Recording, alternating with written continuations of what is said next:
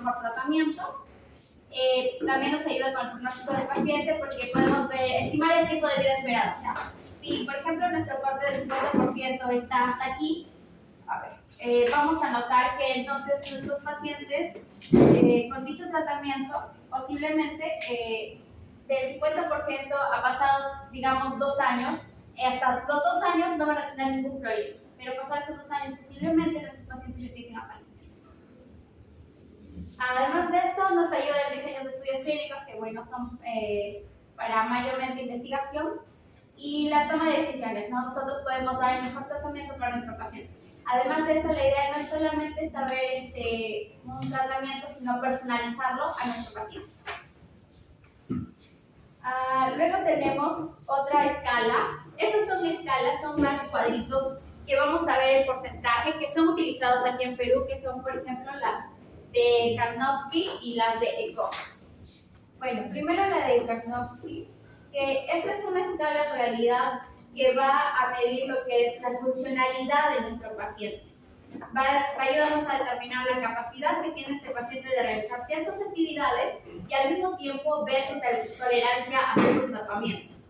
Entonces, por ejemplo, en la escala de Karnofsky vamos a tener de 0 a un 100% y, por ejemplo, así a breves rasgos, ya cuando los pacientes se van a tener cada uno, ¿qué significa cada porcentaje?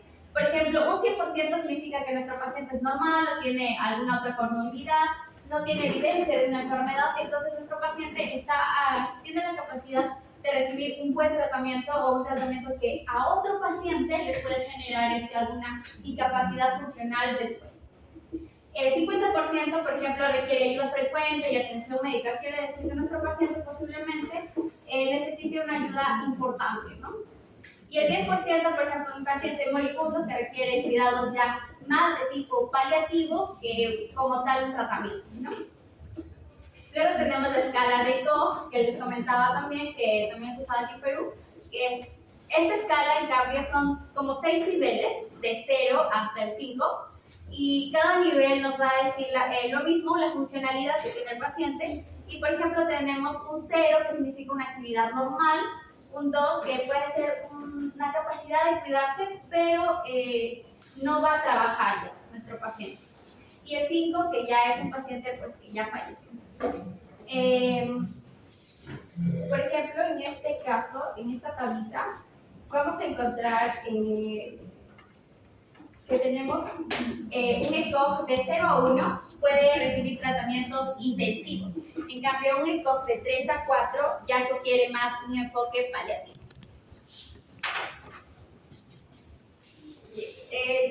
Continuando con el modelo de análisis, yo les voy a hablar sobre lo que es el modelo de riesgo proporcionales de Koch en la determinación de tiempos de sobrevida en la oncología. ¿Listo? Antes que nada, la parte de Koch en sí básicamente es una herramienta que nos permite evaluar la supervivencia, la supervivencia de los pacientes oncológicos. Bueno, ¿listo? Es uno de los métodos más utilizados. Nos dice de que, pues, cabe recalcar de que es un modelo complementario al de Kaplan-Meier, ya que pues, no puede trabajar solo, porque necesita diferentes tipos de variables, o sea, sí los incluye, claro está, pero necesita de esto para poder continuar en sí con el método de análisis puntual. ¿Listo? Lo que nos importa aquí es la aplicación en la oncología.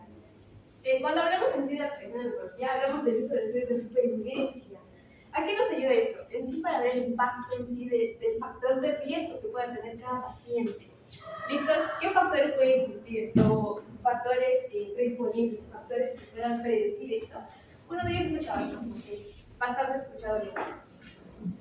¿Listo? Las variables comunes en oncología. Cuando hablamos de las variables comunes en oncología, hablamos de la edad, que es una de las variables que pues, deberíamos considerar así.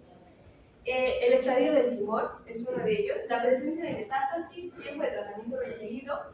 Estamos hablando de quimioterapia, inmunoterapia, y estamos hablando de la parte de cirugía. Listo, hablamos también de los factores genéticos. La interpretación de coeficientes. En esta parte solamente existe los coeficientes tanto positivos como negativos.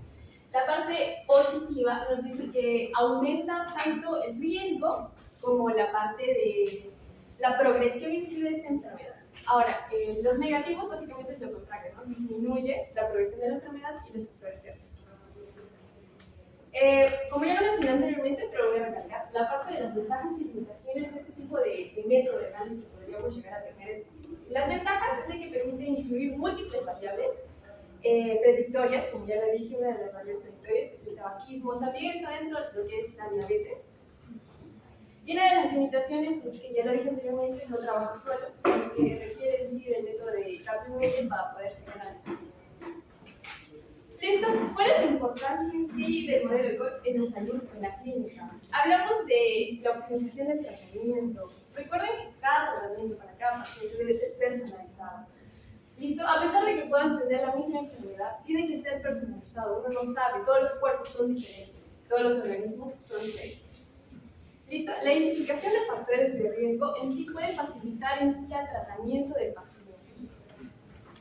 La personalización de la atención médica permite en sí que, como ya le dije, ¿no? Es una personalización al paciente. Evaluación de la efectividad de nuevos medicamentos. Cuando hablamos de esta parte, estamos hablando de, básicamente para ensayos clínicos, se utiliza mucho en la investigación, ya que pues es necesario de que se puedan seguir evaluando nuevos tipos de tratamientos, medicamentos, para en sí aplazar el tiempo de vida del paciente. ¿Listo? Apoyo en las políticas de salud pública. En la salud pública tenemos un montón de problemas, creo que ya lo hemos entendido en la parte de las diversas clases que hemos llegado a tener. Pero una de estas es de que nos ayude en sí a facilitar el tratamiento que podamos llegar a tener con el paciente. Y aparte de todo ello, nos ayuda mucho en la toma de decisiones de dichas enfermedades y dichos tratamientos. Bien, ahora vamos a hablar de los factores que influyen en la sobrevida del cáncer. Para esto existe, por ejemplo, en el estadio del cáncer, en el diagnóstico. El diagnóstico, por ejemplo, lo clasificamos en TNM. ¿Y qué significa eso, no? Como todos sabemos, la T es tumor, la N son nódulos, la M son la metástasis, ¿no? Que provoca si hay. Y lo clasificamos como tal en caso de cualquier cáncer que haya, ¿no? Por ejemplo, en la parte del tumor, ahí vemos lo que es el tamaño, la extensión, hasta qué parte, proporción. Por ejemplo, un ejemplo pequeño en que nosotros te pusimos es, por ejemplo, que por ejemplo, la T1, el tumor invade hasta la submucosa, en la T2, el tumor invade hasta la muscular propia, y luego ya llega a la subserosa, y así poco a poco, ¿no? Hablamos de la extensión. Luego hablamos de lo que son los nódulos, la presencia de metástasis en ganglios linfáticos regionales que hay alrededor, si hablamos de 1, 2, 3 o más, ¿no? Ahora, en el caso de metástasis, si hay metástasis o no, o sea, si se disemina a otros órganos o no. Ahora, al hablar de diagnósticos, al haber un diagnóstico temprano, hay mayor probabilidad de que haya mayor supervivencia. Y por ejemplo, en el caso de qué diagnósticos o qué podríamos utilizar, qué recursos, ¿no? Por ejemplo, una mamografía en el cáncer de mama, las colonoscopías, como sabemos, en el cáncer colorectal, recuerden que es en personas ya mayores de 40 años, tienen que estar haciendo estudios constantemente y hacerse las pruebas, ¿no? Porque hay mayor riesgo. Ahora, en caso de la tomografía computarizada de baja dosis, también se usa para lo que es el cáncer del pulmón en pacientes de alto riesgo, ¿no? Algunos puntos aquí, cabe resaltar, por ejemplo, el cáncer de mama, la tasa de supervivencia a 5 años dice que es, o sea, se alarga en el 99% en el estadio 1. Recuerden que es la etapa más temprana y en el que hay menos. Ahora, y a la diferencia de, por ejemplo, el estadio 4, que ya es menos de un 30%, ¿no? En el caso de cáncer de mama, estamos dando ejemplos. Ahora, en el cáncer de pulmón, por ejemplo, vemos que en el estadio 1 hay un 60-80% mayor de supervivencia, que por ejemplo en el estadio 4, que es un 10%, es un rango muy, muy amplio, ¿no? Entre ambos. ¿Qué más? Entonces, aquí concluimos que el uso de pruebas de la detección ha reducido la mortalidad en varios tipos de cáncer, ¿no? Y como hablaba el doctor, por ejemplo, en los estadios, se dice que, ahora, ¿cuál es el estadio 1, no? Hasta, por ejemplo, a la T1, que es menor, a T1 y T2, ¿no? Más o menos hasta ahí se cabe lo que es el estadio 1, y el tumor, el tamaño es menor a 2 centímetros, ¿no? Y en este caso, bueno, se usa, ahora vamos a lo que es el tipo de tratamiento a recibir. Para esto, por ejemplo, es muy fundamental lo que es el sobrevivir de los pacientes con el cáncer, debido al estadio, la naturaleza del tumor, ¿no? Se recalca ahí. Por ejemplo, la cirugía. Tenemos cirugía, quimioterapia, radioterapia y, bueno, inmunoterapias y terapias dirigidas, ¿no? Por ejemplo, la cirugía es la principal opción en los tumores localizados. en este caso puede ser curativa, no, en caso de que no se haya diseminado como tal, ¿no? Por ejemplo, el cáncer colorectal, como les mencioné, un 90%, es una cirugía que logra tasas muy altas de curación completa, ¿no? Es superior al 90%, como les digo ahí. En caso de quimioterapia, por ejemplo, se utiliza ya en casos ya más avanzados, como tal, incluso puede haber cuando hay metástasis, ¿no? Se puede utilizar esto. Y también se ha demostrado, por ejemplo, mejoras de la sobrevida en cáncer de mama y colorectal avanzado. Ahora, la radioterapia, por ejemplo, se usa para reducir tumores o eliminar células residuales en la cirugía. Es eficaz, también en la combinación con otros tratamientos coadyuvantes. Por ejemplo, aquí nos menciona un ejemplo en cáncer de próstata localizado, la radioterapia ha logrado casos de sobrevivencia del 85% a 10 años, ¿no? Alarga la vida sobrevivida a 10 años. En caso de inmunoterapia y terapias dirigidas, por ejemplo, aquí los inhibidores de puntos de control inmunológico dice que se revolucionaron, encontrar algunos artículos que dice que revolucionaron al tratamiento de cáncer metastático, como por ejemplo el melanoma, el cáncer de pulmón. También los inhibidores de receptor de crecimiento epidérmico que han mejorado lo que es la sobrevida en pacientes con cáncer de pulmón de igual manera, pero no microscópico, ¿no? Continuando con lo que respecta a los factores que influyen en la sobrevida, tenemos los factores biológicos y genéticos del tumor. Por ejemplo, la mutación del P53, que como sabemos va a ser una proteína que es la supresora de los tumores, que va a ser muy crucial para la respuesta de los daños en el ADN. Entonces, ¿qué es lo que pasaría en una mutación del P53? Es que este se va a asociar a un peor pronóstico y también a una mayor resistencia en el caso de la quimioterapia. En diversos tipos de cáncer, como por ejemplo en el de colon y en el de pulmón, ya que al momento de que hay una pérdida de este P53, pues se va a vincular a una mayor agresión tumoral y también, por ende, a una menor sobrevida. También tenemos en la sobreexpresión del HER2, que este es un factor pronóstico que en este caso puede mejorar la respuesta de las terapias dirigidas, como por ejemplo del trastuzumab. Y ha demostrado que, bueno, tiene una mejor sobrevida en los pacientes que presentan el HER2 positivo, ya que se va a encargar de inhibir la vía de señalización de este tumor. También las mutaciones presentes en el EGFR y el ALK, estas van a ser muy comunes en las mutaciones del cáncer de pulmón no microcíclico. Y bueno, los inhibidores de tirosina sinasa se van a encargar de bloquear estas mutaciones y por ende va a presentar una mejora significativa en lo que es la sobrevida de los pacientes. También hablamos de la edad, ya lo mencionó el doctor, y también el estado general del paciente. Hablando de la edad, sabemos que los pacientes más jóvenes van a tener una mejor tolerancia al tratamiento, en este caso los tratamientos más agresivos, como tanto la quimioterapia como la radioterapia. Que obviamente eso se va a traducir a una mayor probabilidad de que los pacientes tengan una mejor supervivencia. A comparación de los pacientes que son adultos mayores, que los van a presentar en este caso efectos secundarios un poco más graves debido a la disminución de la reserva tisular. En el estado general del paciente tenemos que tener en cuenta las comorbilidades, como por ejemplo la diabetes, la enfermedad cardiovascular, que esta se va a encargar de empeorar el pronóstico y también interferir con la condición, la capacidad para que el cuerpo pueda tolerar todas estas complicaciones y también el tratamiento. Y bueno, el estado nutricional y también la salud emocional va a jugar un rol muy importante en lo que respecta a pacientes para poder luchar contra el cáncer, ¿no? Y bueno, en conclusión, englobando todos los factores que influyen en la sobrevida de estos pacientes, es que el cáncer va a depender de múltiples factores que van a estar interrelacionados. Entonces quiere decir que el estadio del cáncer, el momento tanto del diagnóstico, el tipo de tratamiento que se ha recibido, las características biológicas y genéticas del tumor y la edad, junto con el estado general del paciente, van a ser determinantes muy importantes para el pronóstico. También los avances que sean tempranos en el diagnóstico, tanto en el diagnóstico como en el tratamiento, van a presentar una mejora significativa de la sobrevida en estos tipos de cáncer. Eso sería. Gracias.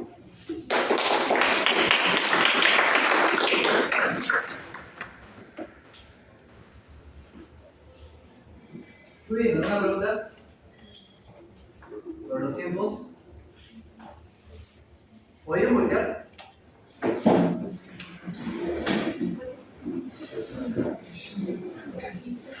La idea con este seminario era todo aclarar o tener bien claritos los tiempos, porque en función de eso uno dice si va o no va a hacer tratamiento, si sirve o no sirve todo el información. Por las terapias no son baratas, no solamente económicamente, sino también mentalmente, psicológicamente. La persona que comienza muy valiente su quimio podría ser que a los 2 meses esté completamente deprimido porque ya no tiene cabello, porque ya no puede ir a tener vida social, porque ha tenido que dejar de trabajar. Entonces ahí pesa esta cuestión de los tiempos. Tiempo a la sobrevida, tiempo a la recurrencia, también es tiempo hasta falla de tratamiento, duración de la respuesta, duración del beneficio clínico. ¿Qué cosas son esos términos? Porque muchas veces uno toma decisiones. Si esta es la línea del tiempo y acá está el diagnóstico y el inicio del tratamiento, que esperamos también que no debería ser más de 4 semanas entre el diagnóstico y esto siendo demasiado urgente, ¿no? Si yo tengo hoy, ¿cuál es el mundo ideal? Hoy me encuentran una masa pulmonar. Hoy es 3 de abril, 4 de abril. 3. Bueno. Entonces, imagínense todavía no tengo ni siquiera la biopsia, no tengo nada. Hoy pienso que puedo tener cáncer. Me hacen mi historia clínica, me evalúan, consideran que podría tener tumor, me piden una tomografía. El mundo ideal, ¿no? El mundo ideal. En la tarde, la tomografía no requiere estar en ayunas, en la tarde me hacen mi tomografía, me sacan mi analítica para hacer hemato, bioquímico, marcadores, tengo sospecha. En la tarde me hacen mi tomografía, y el mundo ideal, el radiólogo la ve, informas, y en ese momento tienes que informar. Al día siguiente yo podría tener ya mi resultado de la tomografía. Al día siguiente podría tener cuánto está mi hemoglobina, mi marcador tumoral y todo lo demás, porque la tecnología actual te permite dar esos tiempos. O sea, hoy jueves tengo sospecha, mañana viernes sé con mi tomografía, con contraste, si va o no va. Si encuentran efectivamente un nódulo, ese nódulo pasa a biopsia. Pues, estamos viernes, el doctor me dirá, bueno, yo no soy cirujano, te tienes que ir a cirugía a sacarte el nódulo, ya tienes tu tomografía, debajo es el lunes, ¿no? El lunes me sacan mi muestra, lo analizan por patología con amoxicilina y biocina ese mismo día, pero quieren hacer inmunohistoquímica que dura 3 días, ok, para el jueves yo ya debería tener mi laboratorio, mis tomografías y mi patología. En una semana de sospecha ya debería estar siendo o comenzando yo un tratamiento. El mundo ideal debería ser así de rápido. Para eso, adecuarlo a nuestras realidades es un problema, ¿no? Es un reto, es un desafío. Porque a veces tú tienes la sospecha, pasas por un punto de medicina interna, te llevan a Neo, como este ejemplo, Neo te dará tu cita en un mes, y cuando llegues te dan tu cita para que la repitas en otro mes más, tu laboratorio también, y la lectura de tu resultado de patología te va a durar otro mes. O sea, en la vida real hay estudios sobre eso, que se han hecho sobre todo en Latinoamérica, donde el promedio entre la sospecha y el diagnóstico son más o menos 4 a 6 meses. Y de ahí del diagnóstico al tratamiento son unos 3 a 4 meses. No sé si el doctor Johnny Lacuz, que hizo ese estudio, o alguien acá peruano que hizo esa investigación, y bueno, los tiempos son espeluznantes, son malos. Pero debería ser más rápido. En el mundo ideal, yo tengo la sospecha, mi consulta me amerita imágenes, el laboratorio salen en 3 días, la biopsia salen en 2-3 días más, en una semana deberíamos tener todo para comenzar. Bueno, salvando ese punto, yo tengo ya mi diagnóstico y debo comenzar un tratamiento. Hay que distinguir si es enfermedad temprana o enfermedad avanzada. Si es enfermedad temprana, posiblemente tumores sólidos, yo estoy diciendo que ese paciente debe pasar a cirugía. Entonces, acá, usualmente, si el tratamiento es quirúrgico para una neoplasia sólida, yo ya debería quedar con enfermedad en cero. ¿Okay? Vamos primero solamente a la raya de arriba. Si yo quedo con enfermedad en cero, porque me han podido operar, volviendo al ejemplo, tengo un cáncer de pulmón, me han sacado una lobectomía y no tengo enfermedad, pero por las características biológicas tengo chance de que haya recaída, entonces el oncólogo dice, ¿sabes qué?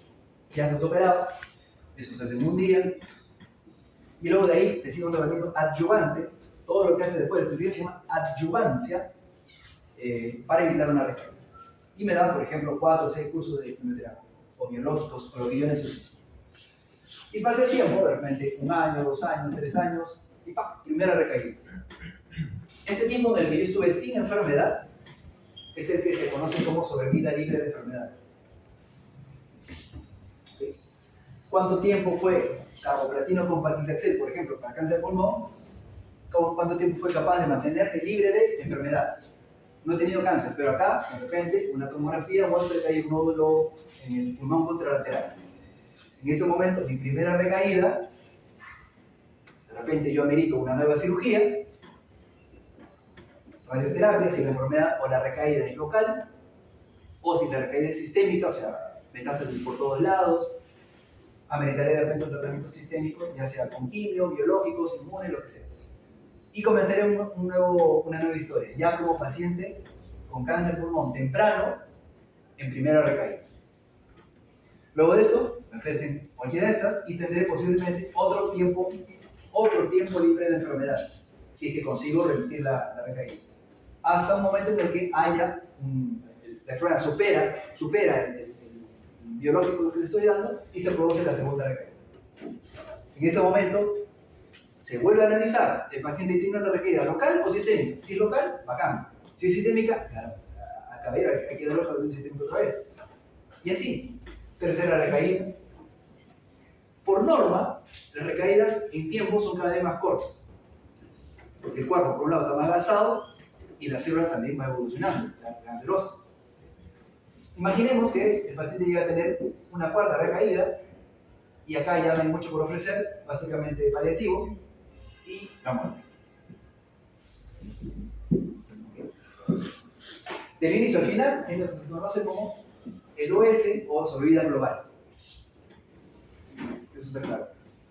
¿Y qué cosa es el tiempo libre de progresión o sobrevida libre de progresión? Cuando no he tenido del inicio una enfermedad temprana, sino ya debuté con enfermedad avanzada, me hacen el diagnóstico, comienzo mi tratamiento, que usualmente para enfermedad avanzada nunca es quirúrgico, sino siempre sistémico, mejor de los casos, radioterapia. Y por decir, si yo tenía 4 lesiones metastásicas al debut, con el tratamiento que usualmente es sistémico, causalmente el tratamiento es sistémico, consigo remitir las lesiones, ahí entran los criterios de respuesta completa, respuesta parcial, que creo que entra después, ¿no? Hoy eso tocó ese tema, ese seminario. Niveles de respuesta en oncología. ¿Se ha hablado? No recuerdo. Bueno, si yo con el sistémico hice respuesta completa o parcial, o mi mejor respuesta, por el primer tratamiento que me dieron, permanezco libre de enfermedad un buen tiempo hasta que se produce la primera recaída. Pero esta primera recaída siempre fue con enfermedad. Por eso no se le llama sobrevida libre de enfermedad, porque siempre la tuve. En este caso el término es sobrevida libre de progresión, porque las lesiones estaban, solamente han progresado.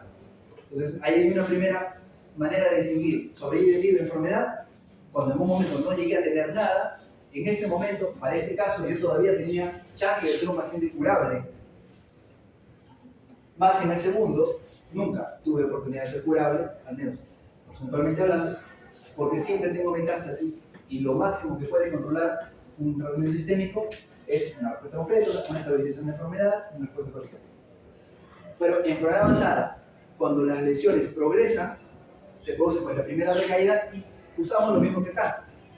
Se ofrece un nuevo tratamiento, usualmente, ¿no? Si la recaída es focal, lo mismo, ¿no? O sea, cirugía, si la recaída es sistémica, se le ofrece otro tratamiento sistémico, segunda, tercera, cuarta, hasta que morí. Otra vez el OS. ¿Cuánto tiempo sobreviviste con este tratamiento?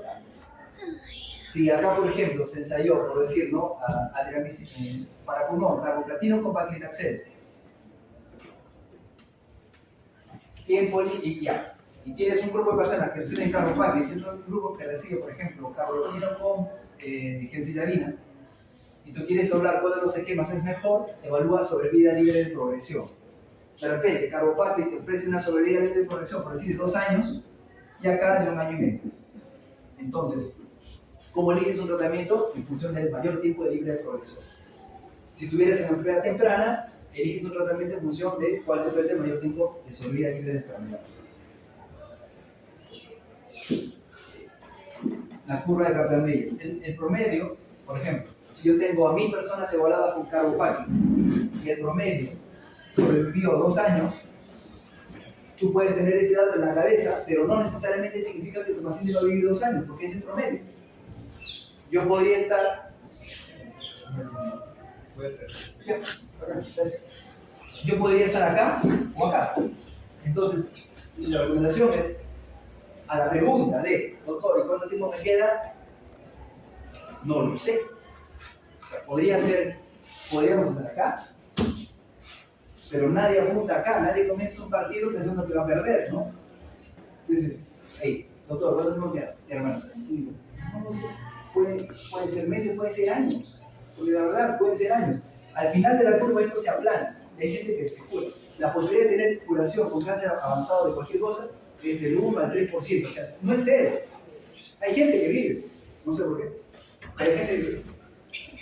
Entonces tú no puedes decir, que tiene 2 años, o 1 año, o 3 meses, o 2. Porque tú no sabes en qué momento estás, ¿no? ¿Dónde va a caer tu paciente? Si la curva esta refleja el OS o el overall survival o el superioridad global, la curva es así. Pero si la curva que tú, o el tratamiento que vas a ensayar, estás evaluando la función de la sobrevida libre de progresión, de repente 2 años, y si recaes acá, aún te queda una segunda línea de tratamiento, y esa segunda línea de tratamiento te podría ir mejor. Y alargar tu posibilidad de vida por el primer fármaco a un segundo fármaco cuyo resultado de repente es a largo plazo. Por eso no soy para nada partidario de darle pronósticos a los pacientes con cáncer, incluso avanzado. Sobre todo ahora que hay inmunoterapia y que ha conseguido que mucha gente que acaba de morir aplane su curva en segunda o tercera línea de tratamiento a este tipo de esquemas. Así. Se ha horizontalizado, sobre todo para entidades que antes no teníamos posibilidad de manejo, como por ejemplo cáncer de pulmón, cáncer de mama triple negativo, o cáncer de pulmón avanzado, o melanoma maligno, que con quimioterapia la curva de sobrevida de melanoma era así. Nadie te vivía más de 3 meses para melanoma avanzado. Y ahora está así. Es mucho lo que se ha avanzado respecto al manejo sistémico en cáncer. Entonces, lo que quería aclarar gráficamente es esto: diferenciar sobrevida de enfermedad, porque no tenía enfermedad, pero ahora la tengo. ¿Cuánto tiempo me aguantó la primera línea de tratamiento? Y ese tiempo que me aguantó la primera línea todavía no dice nada, porque si tengo opción a una segunda, siempre tengo que pensar que mi paciente puede entrar en ese grupo de personas que se alarga. Tiene una expectativa de vida que no puedo medir. Aquí cobra sentido la frase esa: mientras haya vida y esperanza. Porque mientras haya vida y el paciente tenga un buen eco, por eso nos vamos para el otro lado. El eco.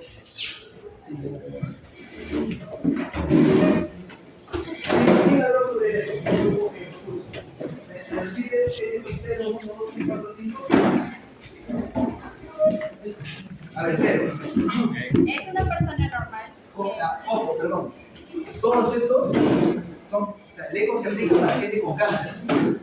No usen eco para otras cosas. Ahora, todas las historias de una vez, no se sabe. Le ponen Glasgow, ¿no? Glasgow, a todo el mundo pone Glasgow, pero el Glasgow es una escala hecha para un traumatismo cefalocraneano. O sea, una persona que entra por diarrea, deshidratación, no segundos, Glasgow 15. ¿Qué tiene que ver Glasgow ahí? Igual, el eco es para personas con cáncer. ¿Ok? Bueno, ya. Entonces, eco 0. Tiene actividad normal, sin restricción ni ayuda. O sea, yo podría tener ahorita un cáncer y no siento absolutamente ningún síntoma. Ese es eco 0. Este es para gente con cáncer. Ok, bien. Eco 1. Una actividad restringida y deambula. Claro, podría tener mi cáncer pulmón y de cuando en cuando una tosecita. Pero sigo trabajando, y una tosecita por ahí, que no me limita para nada. Entonces, un síntoma. Eco 2. Incapacidad para cualquier actividad laboral y menos del 50% del tiempo está en cama. En la práctica usamos ese dato, menos del 50%. O sea, si yo tengo mi cáncer, tosecita, pero vengo acá adicto y acabando acá, ya no doy más y voy a mi casa a descansar y estoy postrado, pero menos del 50% del tiempo de vida útil de un día, tengo Eco 2. O sea, todavía puedo hacer mis cosas, pero ya tengo que estar postrándome 20, 30, 40% de mi tiempo. Eco 3. Capacidad restringida para los cuidados y el aseo personal y tiene más del 50% de tiempo en cama. Máximo. Realmente en la práctica, lo que usamos es, ¿cuál es tu paciente? ¿Qué tal? ¿A qué hora se levanta?